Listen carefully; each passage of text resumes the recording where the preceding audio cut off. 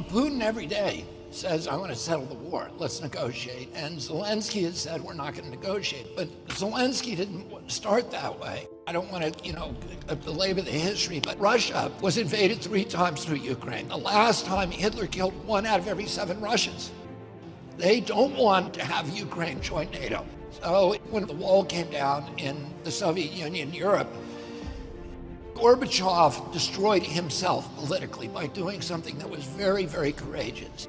He went to Bush and he said, I'm going to allow you to reunify Germany under a NATO army.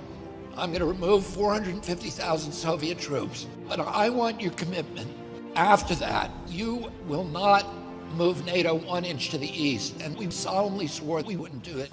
Well, then in 97, Zbigniew Brzezinski, who was the first of the neocons, said, we're going to move NATO 1,000 miles to the east and take 15 countries into it and surround the Soviet Union. So then we not only move it into 14 new nations, but we unilaterally walk away from our 2 nuclear weapons treaties with the Russians. And we put Aegis missile systems in Romania and Poland 12 minutes from Moscow. When Russians did that to Cuba in '62, we came this close to nuclear war until they removed them. So the Russians don't want nukes 400 miles from Moscow. We then overthrow the Ukraine government.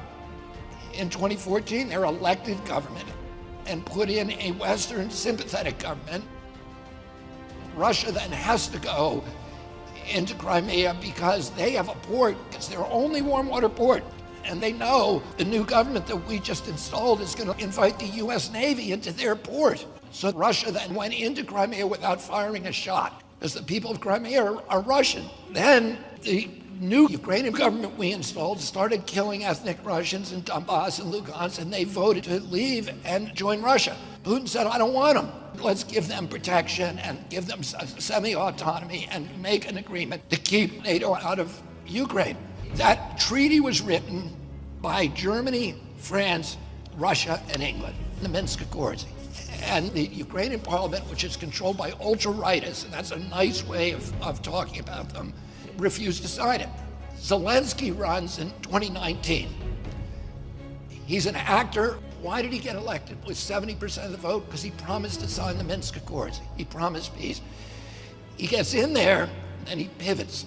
Nobody can explain why, but we know why. Because he was threatened with death by ultra-rightists in his government and a withdrawal of support by the United States by Victoria Nuland, who's the leading neocon in the State Department. We told him he could not sign it. So then the Russians go in, they don't send a big army, they only send 40,000 people. It's a nation of 44 million people. They clearly do not intend to conquer Ukraine, but they want us back at the negotiating table. We won't allow Zelensky to go back, so he goes to Israel and Turkey and says, will you please help me negotiate a treaty? The Russians just want a guarantee that Ukraine won't join NATO.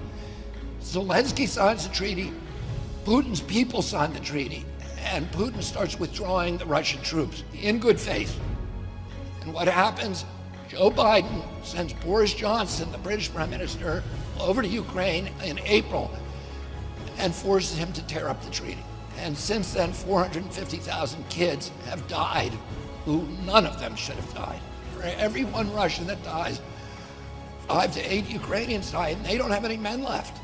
We're giving them all these weapons, but they don't have men left. It's a catastrophe, and we look kind of like the aggressor. That's the way the rest of the world sees us. Putin every day says, I want